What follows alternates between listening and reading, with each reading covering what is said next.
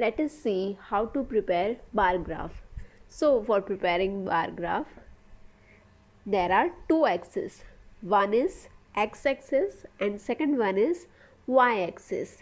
So the given table is subjects. There are 4 subjects: science, maths, SS and Gujarati, and 2 terms are there, SEM 1 and SEM 2. So the student who scored marks out of 10 is in science, he get 4 marks, in maths he gets 6 marks, in SS 5 marks and in Gujarati 3 marks.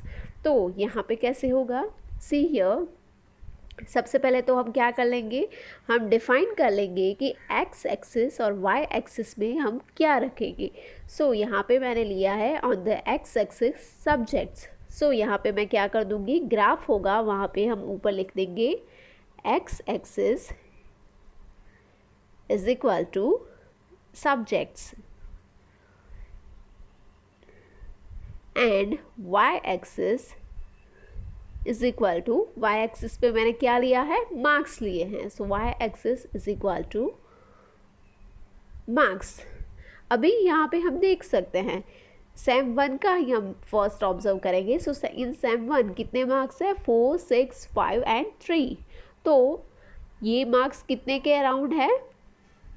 हम अगर यहाँ पे y axis पे numbers लेना चाहे, interval लेना चाहे, तो हम क्या ले सकते हैं, इंटरवल लेने की ज़रूरत नहीं है बिकॉज हमारे पास इनफ रोज़ हैं. तो हम क्या करेंगे 1 to 10, बिकॉज यहाँ पे मैक्सिमम नंबर कौन सा है, नंबर 6. तो राउंडिंग कर लेंगे हम, तो क्या हो जाएगा 10 नंबर तक हम लिख देंगे. तो यहाँ पे हो जाएगा 1 2 3 4 5 6 7 8 9 एंड 10.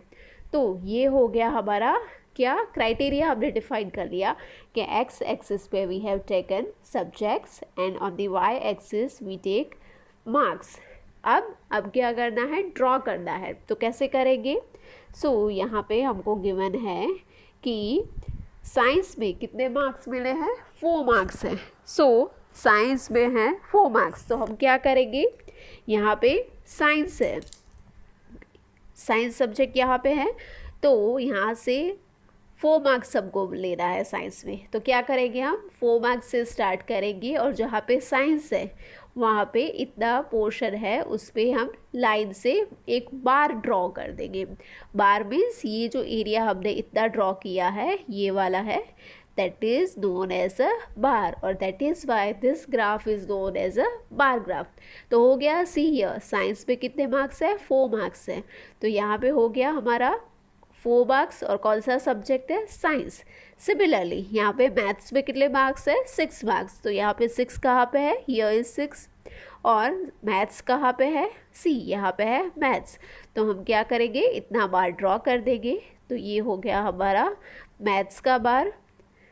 अब एसएस में कितने मार्क्स मिले हैं, 5 मार्क्स. तो 5 कहाँ पे है, यहाँ पे है 5. सो अगेन 5 से एसएस तक एक बार ड्रॉ कर देंगे. तो ये हो गया हमारा एसएस का बार. और लास्ट वन इज़ गुजराती. तो गुजराती में कितने मार्क्स मिले हैं, 3 मार्क्स. तो यहाँ पे है गुजराती वाला 3. तो यहाँ से गुजराती तक एक बार ड्रॉ कर देंगे. तो ये हो गया हमारा गुजराती का बार. तो अब हमने देख लिया कि हमारा ये सेम 1, ये कौन से हैं, ये सेम 1 का रिजल्ट है. बट सपोज़ हमको पूछा गया है डबल बार ग्राफ. ये वाला जो बार ग्राफ है वो हमारा सिंगल बार ग्राफ है. बट सपोज़ हमको पूछा गया है डबल बार ग्राफ. तो हम क्या करेंगे, डबल बार ग्राफ में जो दूसरी वैल्यू है, दूसरी वैल्यू क्या है, सेम 2 की, सेम 2 के मार्क्स के बने. तो सेम 2 में साइंस में कितने मार्क्स आए, 7 मार्क्स. तो हम क्या करेंगे, सब्जेक्ट तो साइंस ही है बट मार्क्स कितने आए हैं, 7. तो यहाँ पे हो गया 7.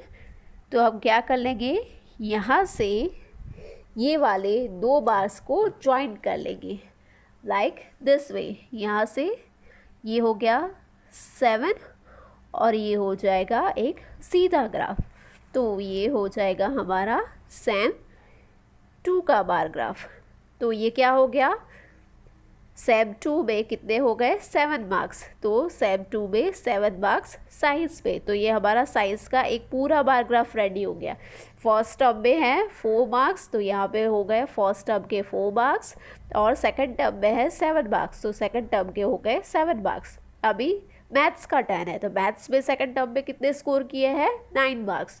तो क्या करेंगे हम, सबसे पहले यहाँ पे 9 फाइंड आउट करेंगे, 9 यहाँ पे हैं, तो यहाँ से पैरेलल ये मैथ्स का जो कॉलम है उसमें यहाँ पे मैथ्स है, वहाँ पे क्या कर देंगे, एक लाइन ड्रॉ कर देंगे, और उसके बाद एक दूसरी पूरी लाइन बना के इसको कंप्लीट कर लेंगे। तो ये हो जाएगा हमारा सेम 2 का मैथ्स का बार। तो ये क्या हो गया, मैथ्स भी कंप्लीट हो गया। सेम 1 में 6 मार्क्स, तो 6 मार्क्स सेम 1, सेम 2 के 9 मार्क्स, तो 9 मार्क्स सेम 2 के। नाउ एसएस, तो एसएस में सेम 2 में कितने स्कोर किए हैं 7 मार्क्स, तो यह 7 कहाँ पे है, यहाँ पे है। तो यहाँ से हम क्या करेंगे, यहाँ से हम कनेक्ट कर लेंगे, तो कैसे हो जाएगा, यहाँ से ये पूरा ग्राफ ड्रॉ कर देंगे। तो ये हो गया हमारा सेम 2 का एसएस का स्कोर। तो हो गया सेम 2 का भी एसएस, तो एसएस का भी पूरा हो गया। सेम 1 में कितने हैं 5 मार्क्स, तो सी यहाँ से 5 मार्क्स, तो यहाँ से देखेंगे तो सेम 2 में कितने मार्क्स मिले हैं 7 मार्क्स, तो यहाँ पे है 7 मार्क्स। और last one is Gujarati, Gujarati में सेम 2 में कितने स्कोर किए हैं 5 मार्क्स, तो 5 कहाँ पे हैं, यहाँ पे हैं, तो यहाँ से आ जाएगा, हियर इट इज़। तो हो गया क्या है, गुजराती में सेम 1 में है 3 मार्क्स, तो 3 मार्क्स गुजराती में, और सेम 2 में है कितने 5 मार्क्स, तो सेम 2 के हो गए 5 मार्क्स। सी अभी आपको ये ग्राफ के बेसिस पर से कुछ क्वेश्चंस भी पूछे जा सकते हैं। सपोज क्वेश्चन में आपको ग्राफ ड्रॉ करके दिया है और उसके बेसिस पर से क्वेश्चन पूछे हैं, like the highest score of a student in which subject student gate highest score. तो कौन सा, यहाँ से हमको देखना है कि सबसे ज़्यादा मार्क्स कौन से सब्जेक्ट में है, मैथ्स में है, और वो कितने हैं 9 मार्क्स। तो हम यहाँ पे लिख सकते हैं the student scored highest marks in maths subject, और वो कितने हैं 9 मार्क्स, तो इन ब्रैकेट में हम लिख देंगे 9 मार्क्स। सिमिलरली लोएस्ट स्कोर भी पूछा जा सकता है कि in which subject student score lowest mark, तो लोएस्ट मार्क सबसे कम मार्क्स कहाँ पे है, यहाँ से देखें तो सबसे कम है ये वाला, तो ये वाला कितना कम है 3 मार्क्स है, और कौन सा सब्जेक्ट है गुजराती। तो यहाँ से बोल सकते हैं कि student scored lowest mark in the subject of Gujarati, और वो कितना हो जाएगा लोएस्ट मार्क 3 मार्क्स, तो इन ब्रैकेट में हम लिख देंगे 3 मार्क्स। तो ये हो गया आपका, क्या हो गया, बार ग्राफ। अब सपोज इसमें ही कैसे हो सकता है कि ये आपको मैंने कितने स्कोर आउट ऑफ 10 में से हमने रिज़ल्ट मिला था कि इतने मार्क्स आए थे, बट सपोज़ आपको आउट ऑफ 100 में से बताया जाए कि सपोज़ साइंस में आए हैं 87, मैथ्स में आए हैं 99, एसएस में आए हैं 77, और गुजराती में आए हैं 55। तो यहाँ पे आउट ऑफ 100 में से साइंस का है 87, मैथ्स का है 99, एसएस का है 77, और गुजराती का है 55। तो अभी आपको ये नंबर बढ़ गए हैं, तो ये दैट मीन्स कि हाईएस्ट नंबर 99 है। तो एक ग्राफ में 99 रो तो नहीं हो सकती है, तो हम इसमें इस केस में क्या करेंगे, हम कुछ नंबर्स का ग्रुप ले लेंगे, लाइक 10 to 20, 10-10 का ग्रुप ले लेंगे, तो 100 तक कितना हो जाएगा 10 ग्रुप आ जाएंगे आराम से। तो यहाँ हमने ले लिए 10-10 के इंटरवल, सो 10, 20, 30, 40, 50, 60, 70, 80, 90 एंड 100। तो ये हमने क्या कर लिया, 10-10 का इंटरवल ले लिया। और हमेशा एक चीज़ याद रखना कि आप जो इंटरवल ले रहे हो वो पूरे सेशन में आपको फॉलो करना है। ऐसा नहीं कि यहाँ पे फर्स्ट इंटरवल आपने 10 का लिया, फिर सेकंड 20 का लिया, फिर अगेन 10 का लिया। जो आपने फर्स्ट में इंटरवल लिया है, जितना गैप रखा है दो नंबर्स के बीच में, उतना ही गैप आपको थ्रू आउट दी नंबर्स रखना है। तो अब हम क्या करेंगे, सी साइंस में कितने स्कोर किए हैं 87, तो यहाँ पे है साइंस। अभी 87 कहाँ पे आएंगे, बिटवीन 80 एंड 90। तो यहाँ पे 80 और 90 के बीच में भी कितने नंबर्स होते हैं, 10 रोज होगी, ठीक है। तो उसमें से हम क्या करेंगे, 87, तो यहाँ से जो 7 नंबर वाली रो है वो हो जाएगी हमारी 87। तो यहाँ से अगर हम देखें तो अराउंड यहाँ पे वो हमारा आंसर हो जाएगा। दैट मीन्स कि यहाँ पे हम वो बार है वो ड्रॉ कर सकते हैं। तो कैसे हो जाएगा, 87 इज ऐसे करके यहाँ पे हो जाएगा हमारा 87। यहाँ पे क्या है, 99 है, तो 99 मीन्स 100 में एक ही कम है, तो यहाँ पे है 100, तो 100 में से एक कम है, तो यहाँ पे एक लाइन होगी, तो वो हो जाएगी हमारी मैथ्स की। तो मैथ्स पे भी ऐसे सिमिलर हो जाएगा, यहाँ पे है ये वाली लाइन हो जाएगी 100 से एक लाइन कम है, तो वो हो गया 99 मैथ्स का। अभी एसएस का है 77, तो 77 कहाँ पे आएगा, बिटवीन 70 और 80। तो यहाँ से हम काउंट करेंगे 70, तो 71, 72, 3, 4, 5, 6 और 7, तो 77 अराउंड यहाँ पे होगा। तो आपको क्या करना है, यहाँ से 77 तक बार ड्रॉ कर देना है। और गुजराती में है 55, तो 50 कहाँ पे होगा, 50 और 60 के बीच में होगा 55। तो यहाँ से हो जाएगा लास्ट वाला बार हो जाएगा गुजराती का। तो आपको इस तरह से इंटरवल्स में भी आप ये सेम चीज़ शो कर सकते हो, बट आपको ये चीज़ याद रखनी है कि आप नंबर के बीच में जितना इंटरवल रखते हो, जितने गैप रखते हो, वो इंटरवल आपको थ्रू आउट मेंटेन करना है।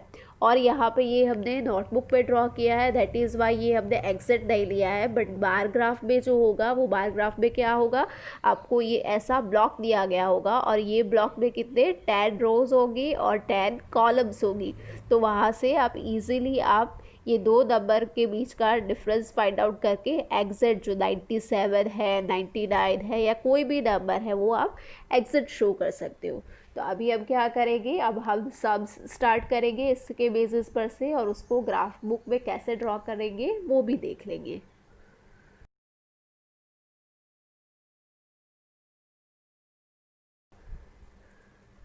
Now in exercise number 3.3, question number 1 is, use the bar graph figure 3.3 to answer the following question। तो ये वाली है हमारी फिगर है 3.3। तो मैंने इंट्रोडक्शन में जैसे बोला था कि आपको ग्राफिकल रिप्रेजेंटेशन दी होगी और उस पर से आपको क्वेश्चन फ्रेम करके पूछ सकते हैं। तो ये यहाँ पे सेम चीज़ है। तो यहाँ पे हमको ग्राफ को देख के बताना है कि which is the most popular pet.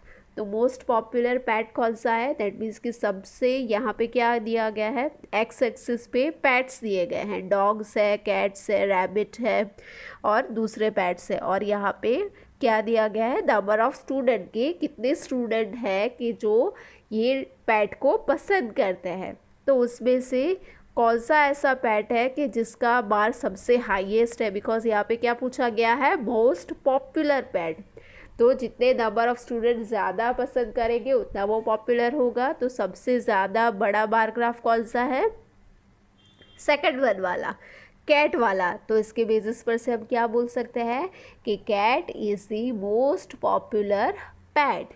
इसके बेसिस पर से हमारा आंसर हो जाएगा cat is the most popular pet, because from the graph it is clear that cats are liked by most of the students. Because हमको graph में दिखाया गया है कि सबसे ज़्यादा कौन सा पैट पसंद हो रहा है, यहाँ पे सबसे ज़्यादा पसंद हो रहा है पैट। और कितने स्टूडेंट्स हैं, 10 स्टूडेंट्स हैं। तो यहाँ पे हमने ब्रैकेट में लिख दिया कितने स्टूडेंट पसंद करता है, 10 students.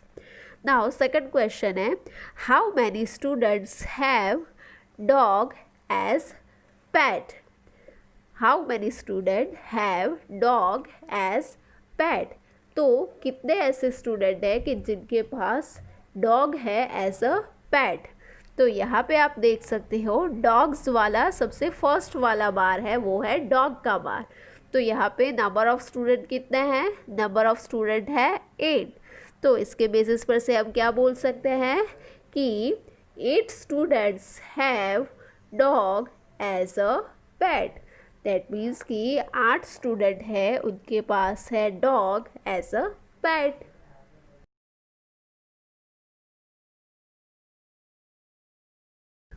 Now second question is read the bar graph in figure 3.4। That means कि ये 3.4 फिगर वाला बार ग्राफ है वो हमें रीड करना है, which shows the number of books sold by a book store during 5 consecutive years and answer the following question.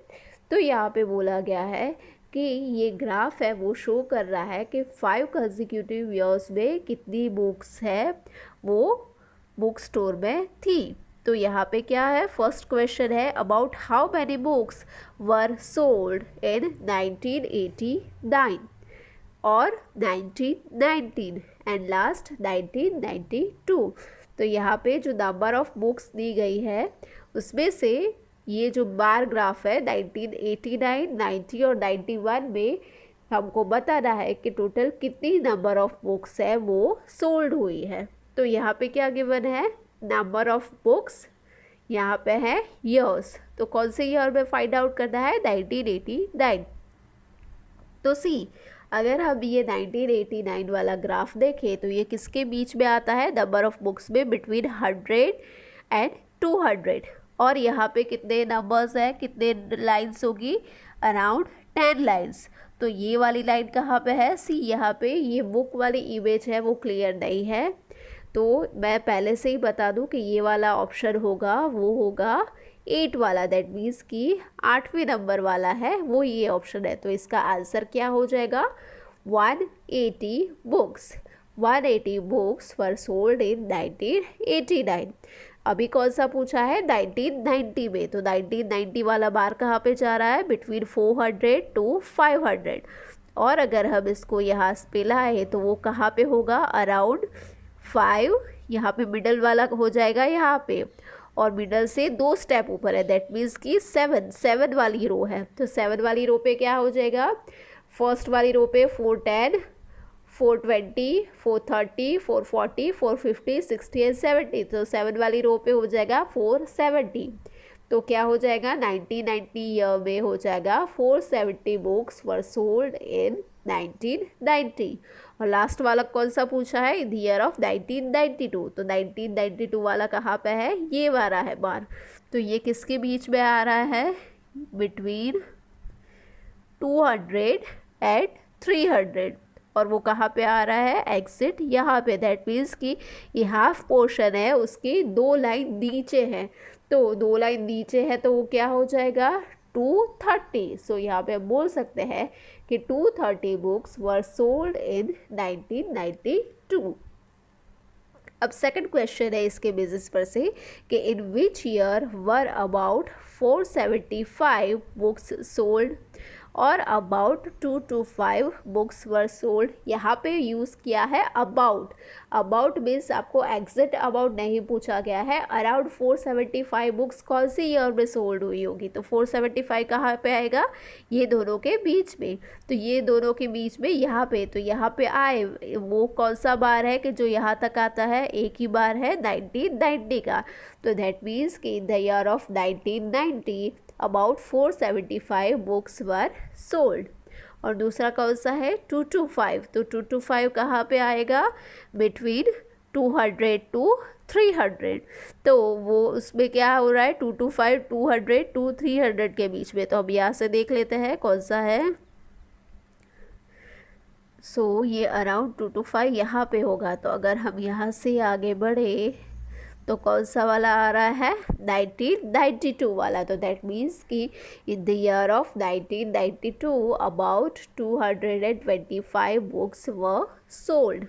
सी इसका answer आप लिखोगे तो कैसे लिखोगे, लाइक दिस वे कि फर्स्ट हो जाएगा 180 books in 1989 year, 470 books were sold in 1990, 230 books were sold in 1992। और जो सेकंड वाला था उसमें हमको पूछा गया था कि 475 एंड 225 बुक्स कौन से ईयर में सोल्ड हुई है।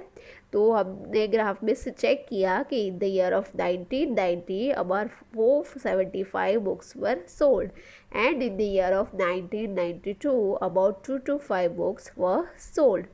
अभी उसके बाद क्वेश्चन नंबर 3 है, that is in which years were fewer than 250 books sold।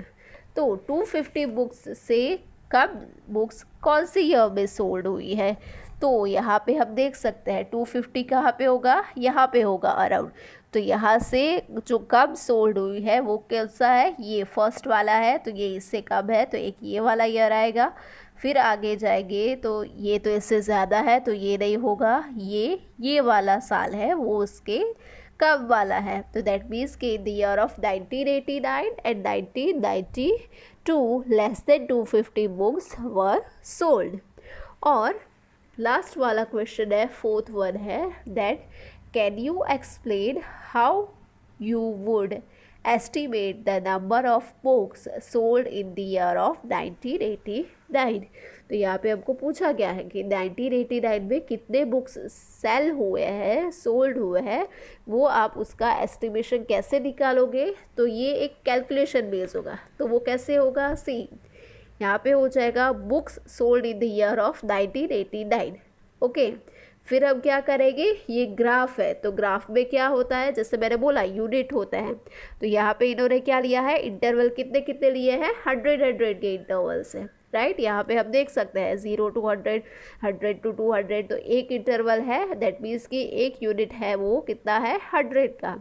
तो यहाँ पे हम लिखेंगे 1 यूनिट प्लस दूसरा क्या हो जाएगा, एक यूनिट पूरा है, ठीक है। 1989 वाला ग्राफ ये है, तो ये वाला यूनिट है वो पूरा है, और दूसरा यूनिट है वो इसका एक भाग कब है, एक हिस्सा कब है। तो वो उसको हम कैसे बोल सकते हैं, 4/5 यूनिट। बिकॉज यहाँ पे हम कंसिडर करेंगे कि यहाँ पे ये दोनों के बीच में सपोज 5 लाइनें हैं, 5 लाइन्स है, तो दैट मीन्स कि ये कहाँ पे है, 4 लाइन में, तो वो क्या हो जाएगा 4/5 यूनिट। तो इसको हम लिख सकते हैं सी 1 unit is equal to 200 books. Okay, so therefore 4/5 unit is equal to how many books. तो क्या हो जाएगा, इसका क्रॉस मल्टीप्लिकेशन हो जाएगा ऐसे, तो 4/5 इंटू 100, तो क्या हो जाएगा, क्रॉस हो जाएगा 5 से 20। ओके, तो यहाँ पे हो गया 4 2 8 और 0 एज इट इज़ आ जाएगा, तो यहाँ पे हो जाएगा 80। तो यहाँ पे हमको पता है कि 1 यूनिट इज इक्वल टू कितना है, 100 बुक्स। तो यहाँ पे हो जाएगा 1 यूनिट इज इक्वल टू 100, और ये 4/5 यूनिट का हमने निकाला, तो कितनी बुक्स मिली हमें, 80 बुक्स। तो 100 प्लस 80, तो क्या आंसर हो जाएगा, 180 बुक्स।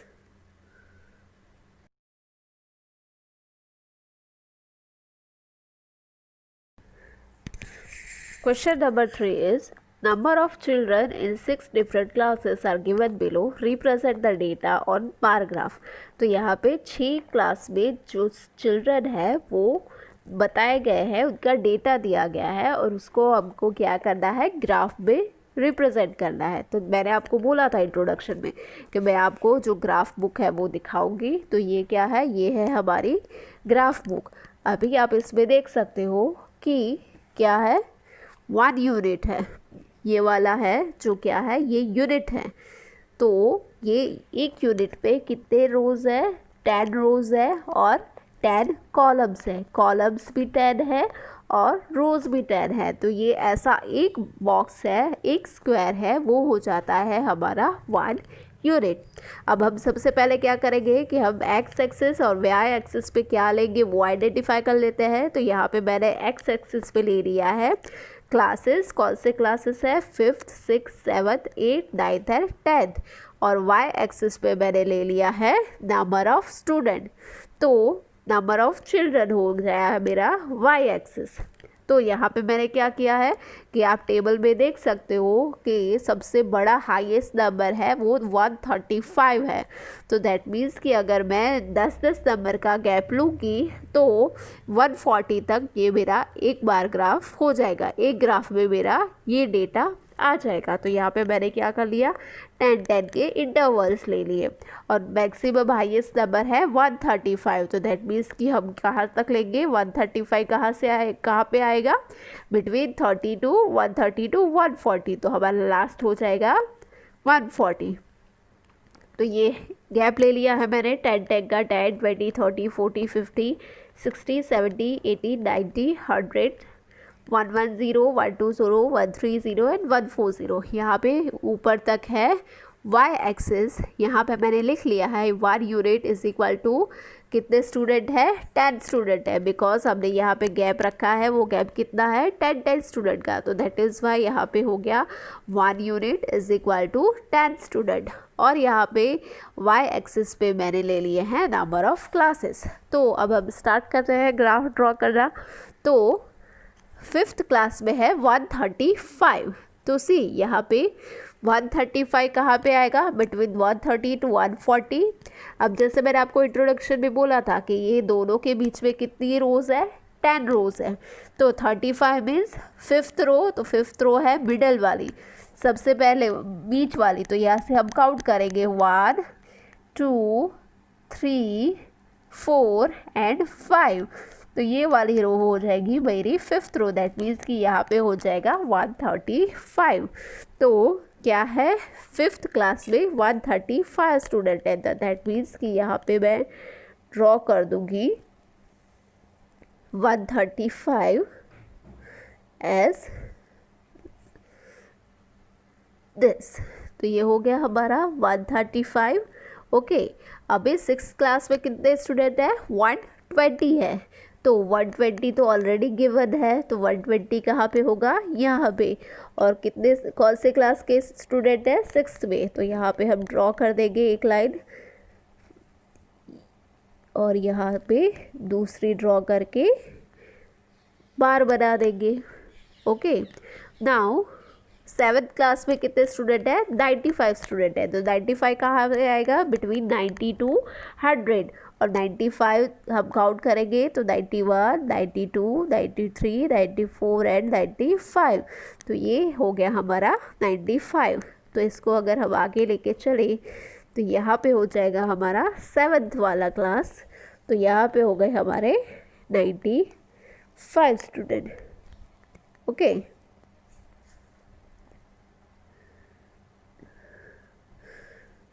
यहाँ पे आपको एग्जिट लाइन ड्रॉ कर दी है, टेढ़ी मेढ़ी नहीं होनी चाहिए। 8th क्लास में कितने स्टूडेंट है, टोटल 100 स्टूडेंट। तो 100 में भी हमको प्रॉब्लम नहीं आएगा, बिकॉज 100 ऑलरेडी गिवन डेटा में ही है। तो 100 यहाँ पे हो जाएगा 8th वाले क्लास में 100 student.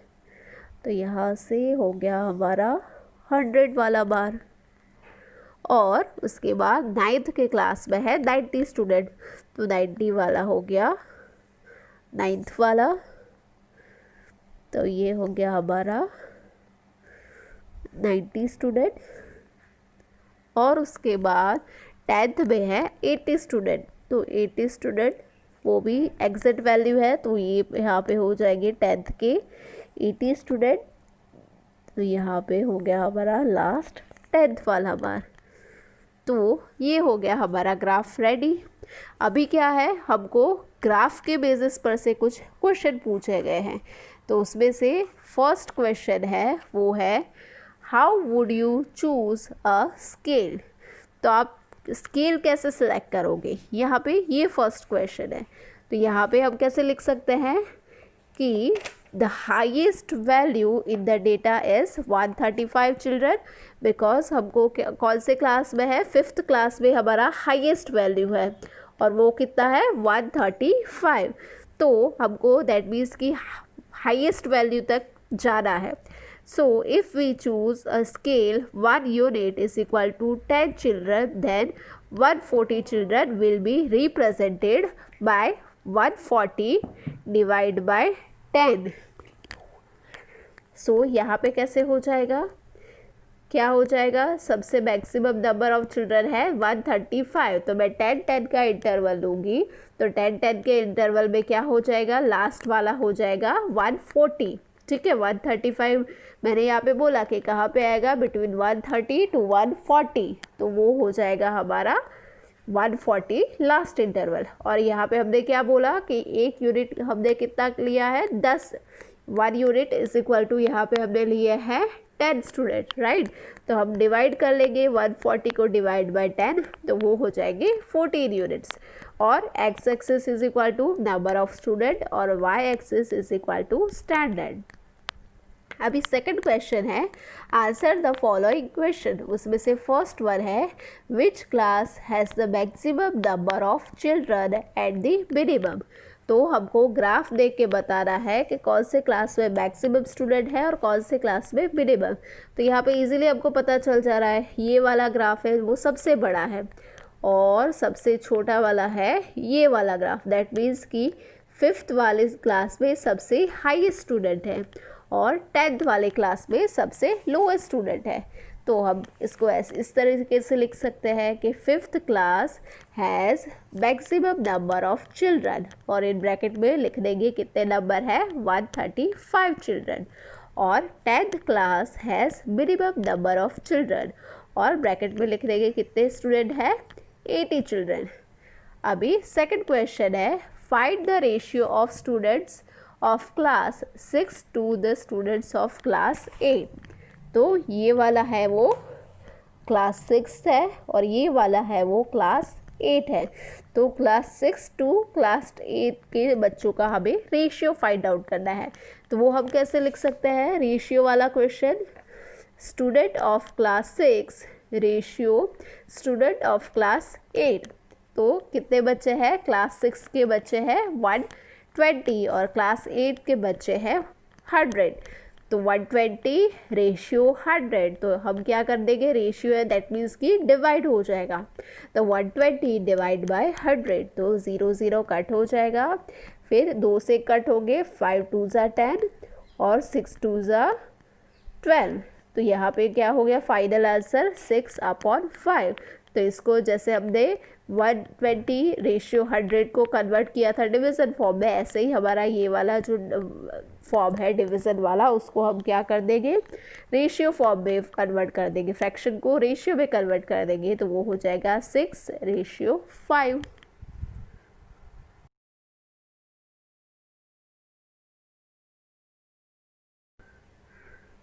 Now question number 4 is, the performance of a student in first term and second term is given. Draw a double bar graph choosing appropriate scale and answer the following. तो यहाँ पे first term और second term के different subjects के एक student के marks given है, जैसे हमने इंट्रोडक्शन वाले पोर्शन में किया था, सेम वैसा ही डेटा गिवन है। तो यहाँ पे उसके बेसिस पर से हमने ऑलरेडी ग्राफ ड्रॉ कर लिया है। तो यहाँ पे ये वाला जो फर्स्ट वाला बार है वो फर्स्ट टर्म का है, सेकंड वाला है वो सेकंड टर्म का, first term second term, first term second term. और यहाँ पे मैंने एक्स एक्सिस पे ले लिए हैं सब्जेक्ट और वाई एक्सिस पे ले लिए हैं मैंने मार्क्स। तो अभी उसके बेसिस पर से हमको कुछ क्वेश्चन फ्रेम करके पूछे हैं। तो उसमें से फर्स्ट वन है, in which subject has the child improved his performance the most. तो यहाँ पे हमको पूछा है कि कौन सा ऐसा सब्जेक्ट है कि जिसमें बच्चे ने अपना परफॉर्मेंस है वो सबसे ज़्यादा इम्प्रूव किया है फर्स्ट टर्म से सेकंड टर्म में। तो दैट मीन्स कि उसका मतलब होता है कि फर्स्ट टर्म वाला बार ग्राफ छोटा होना चाहिए और सेकंड टर्म वाला बड़ा होना चाहिए। तो ऐसे कौन कितने हैं, यहाँ पे ये छोटा है ये बड़ा है, तो ये आ सकता है, ये नहीं आ सकता बिकॉज यहाँ पे तो इसका परफॉर्मेंस कम हुआ है। यहाँ पे यस ये आ सकता है बिकॉज सेकंड वाला है वो उससे बड़ा है, ये भी आ सकता है सेकंड वाला बड़ा है, और ये भी आ सकता है। अभी हमको क्या फाइंड आउट करना है कि किसमें सबसे ज़्यादा इम्प्रूव किया है, कौन से सब्जेक्ट में। तो ये वाला जो डिफरेंस है फर्स्ट और सेकंड वाला, ये वाला डिफरेंस है वो कौन से में सबसे ज़्यादा है। तो आप ग्राफ में से देख सकते हो कि ये वाला जो है मैथ्स वाला है, उसमें ये डिफरेंस सबसे ज़्यादा है। दैट मीन्स कि मैथ्स के सब्जेक्ट में उससे सबसे ज़्यादा इम्प्रूव किया है। तो उसमें हम कैसे लिख सकते हैं कि उसका आंसर हम लिख सकते हैं कि from bar graph it is clear that child improved his performance in English, Maths, Science and SS। यहाँ पे हमने देखा कितने सब्जेक्ट में इसने इम्प्रूव किया है, 4 सब्जेक्ट में। इंग्लिश में भी सेकंड वाला ज़्यादा है तो इंग्लिश में भी इम्प्रूव हुआ है, मैथ्स में भी हुआ है, साइंस में भी हुआ है और SS में भी हुआ है। बट इसमें से सबसे ज़्यादा किस में हुआ है? From all this subject, the highest difference between first term and second term is observed in maths। Highest difference maths पे हमने देखा और वो कितना था 95 माइनस 88, तो वो क्या था 7 मार्क्स का डिफरेंस था। वो हमने किस में ऑब्जर्व किया? मैथ्स सब्जेक्ट में। तो हम इसके बेसिस पर से क्या बोल सकते हैं कि this means that the child has improved the most in maths। तो अभी इसके बेसिस पर से आपको 2 और सम्स दिए गए हैं, वो आपको होमवर्क में करना है और वो किसकी हेल्प से करोगे? By this bar graph. और ये वाला जो बार ग्राफ है आपको क्वेश्चन में जितने ड्रॉ करने हैं यानी एक्सरसाइज 3.3 में वो सारे बार ग्राफ्स आप क्या करोगे? ड्रॉ करोगे। और इसको आप जब भी नोटबुक में लगाओगे तो कैसे लगाओगे? वो नोटबुक पे जो क्वेश्चन है उसके सामने ये बार ग्राफ का पेज है, ग्राफ का पेज है, वो स्टेपलर करके लगा देना, तो वो क्वेश्चन का सामने वो ग्राफ हो जाएगा।